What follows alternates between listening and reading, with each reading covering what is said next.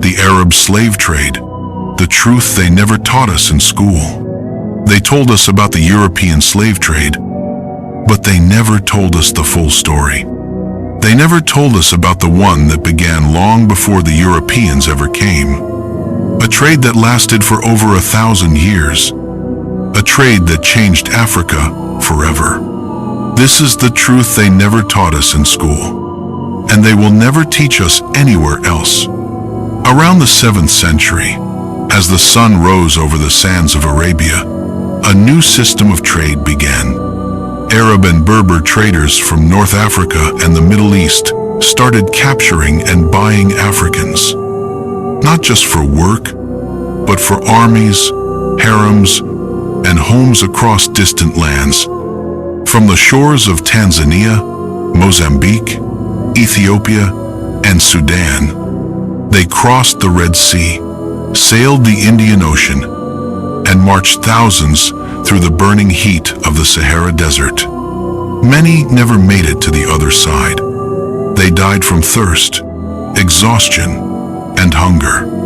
Their bones buried beneath the same sands that carried gold, ivory, and spices. Unlike the European trade, which carried Africans across the Atlantic, this one carried them north and east, across deserts and seas. Africans were sold into Arabia, Persia, India, and the Middle East.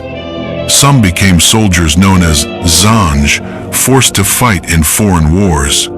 Others were made servants, concubines, and laborers in the hot fields of Arabia. For everyone who reached the Middle East, many more perished on the way. Scholars estimate between 10 to 18 million Africans were taken, but the real number may never be known. Why is this story missing from our books? Why do our schools only tell half of the truth? Because history has always been written by those who wish to look innocent. And Africa's pain was divided between two masters, the Arab trade, and later, the European trade.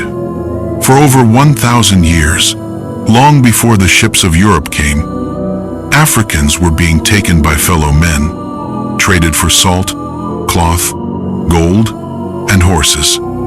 This is not to spread hate, but to open eyes, to help us see the full picture of what was done to our people. The Arab slave trade was not about large plantations or sugar farms. It was personal. It was invisible, quiet, and long-lasting. In the European trade, men were used for labor. But in the Arab trade, women were often taken for concubinage, forced into harems. Young boys were castrated to become eunuchs, guarding palaces and serving kings. This was not just slavery. It was a deliberate attempt to erase bloodlines, to make sure African descendants would not multiply in foreign lands. That is why, till today, in most Arab regions where Africans were taken, their descendants are almost invisible. But Africans did not stay silent. Between 869 and 883 AD, thousands of African slaves rose up in Iraq in what history calls the Zanj Rebellion. They fought bravely for freedom against the powerful Abbasid Caliphate. They were betrayed, slaughtered, erased from the pages of Arabic chronicles, but their courage remains a symbol of resistance. These were Africans who refused to die in silence. Even after the European trade ended in the 1800s, the Arab slave trade continued in secret, well into the 20th century. In Saudi Arabia, Oman, and Sudan, slavery was only officially banned less than 100 years ago. But the scars still live in our memory, passed from ancestors to children, whispered in our bloodlines. My brothers and sisters, we cannot change what was done to our ancestors, but we can learn from it. We can stop fighting each other, Stop dividing by tribe, religion, and language, because those divisions were created by those who wanted to control us.